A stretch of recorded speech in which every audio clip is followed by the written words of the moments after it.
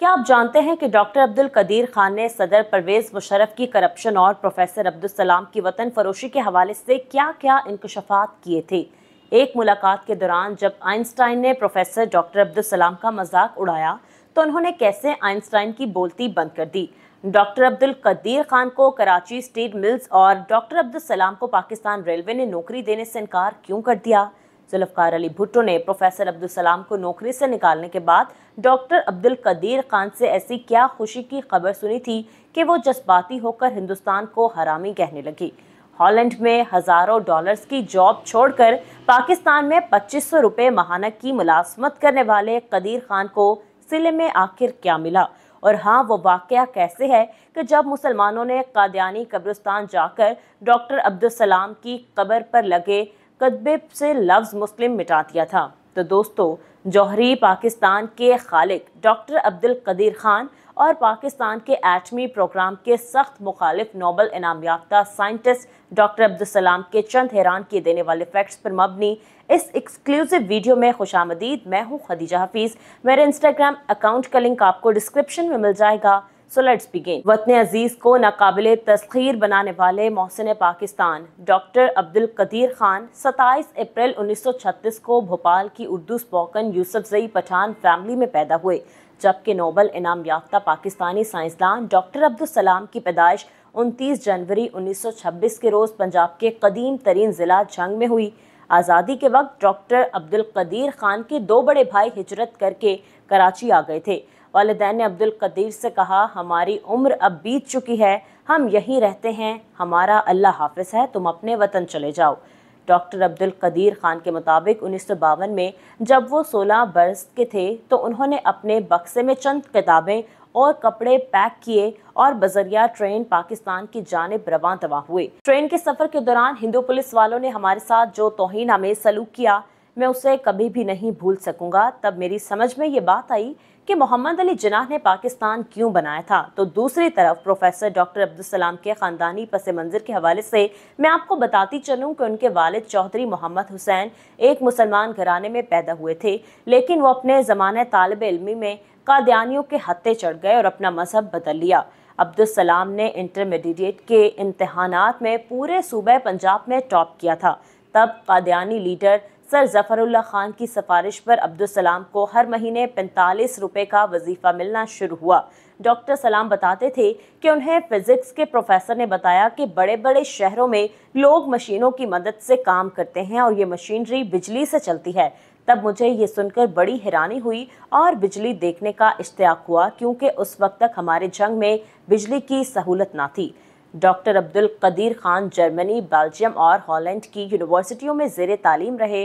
उन्होंने डॉक्टरेट के Macaulay German ज़बान में लिखे हैं। दौरान तालीम जब एक मौके पर doctor Abdul Qadeer Khan post office में ख़त अरसाल करने आए हुए थे तो यहाँ उनकी मुलाकात एक डच लड़की हनी से हुई। दोनों की एक दूसरे से दोस्ती हुई जो मोहब्बत में तब्दील हो गई। नामवर ब्यूरोक्रेट कुदरतुल्लाह शहाब उनके निकाह के गवाह बने।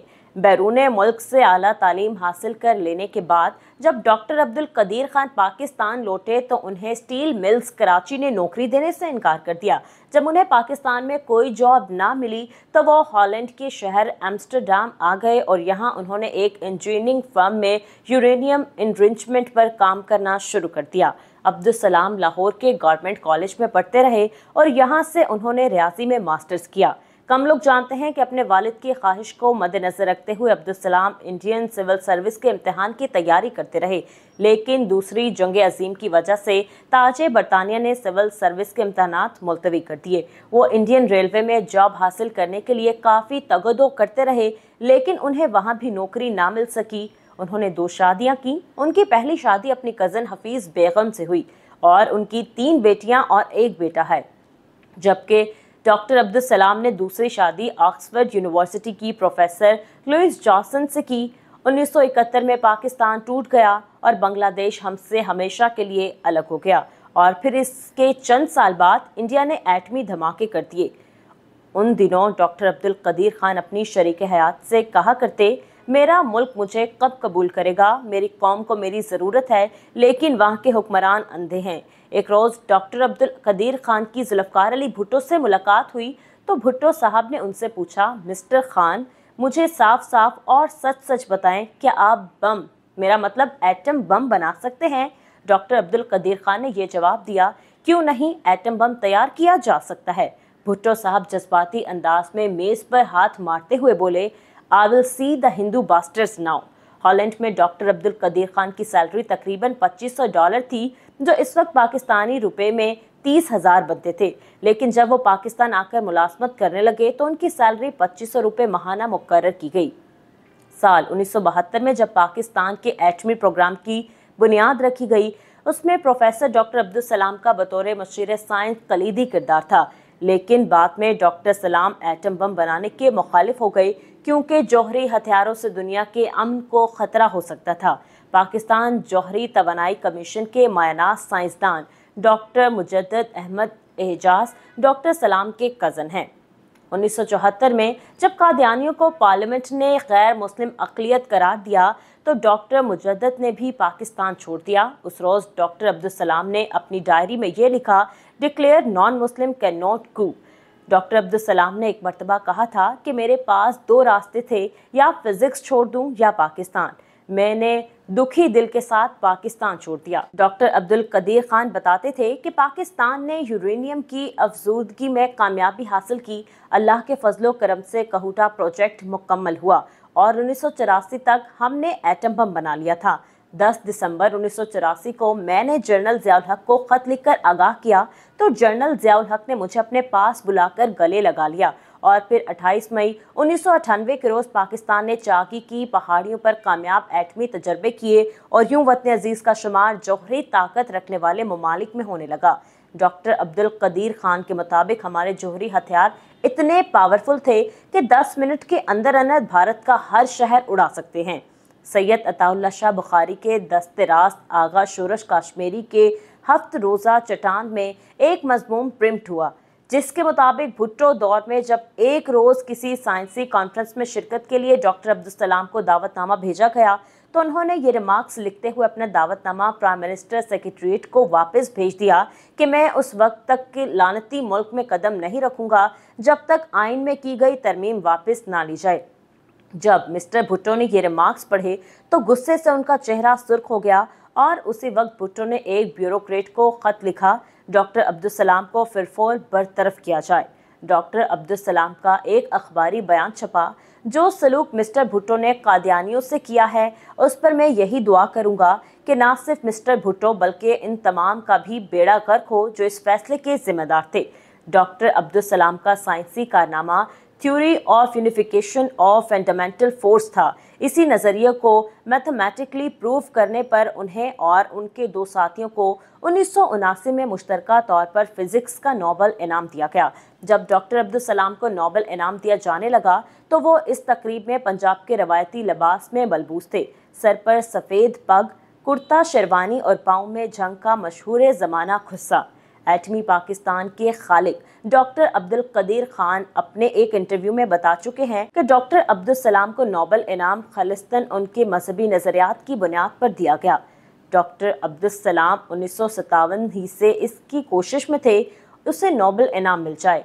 डॉक्टर अब्दुल कदीर खान का जवाल उस वक्त शुरू हुआ जब 2001 में अमरीकी दबाव के बाद परवेज़ मुशर्रफ ने उन्हें कहूटा रिसर्च लेबॉर्ट्रीज़ की सरबराही से हटाकर अपना खसूसी मशीर बना दिया। जब मीर ज़फ़रुल्लाह खान जमाली पाकिस्तान के वज़ीर आज़म बने तब भी डॉक्टर अब्दुल कदीर खान अपने नाम के साथ वज़ीर आज़म के मशीर का ओहदा लिखते रहे।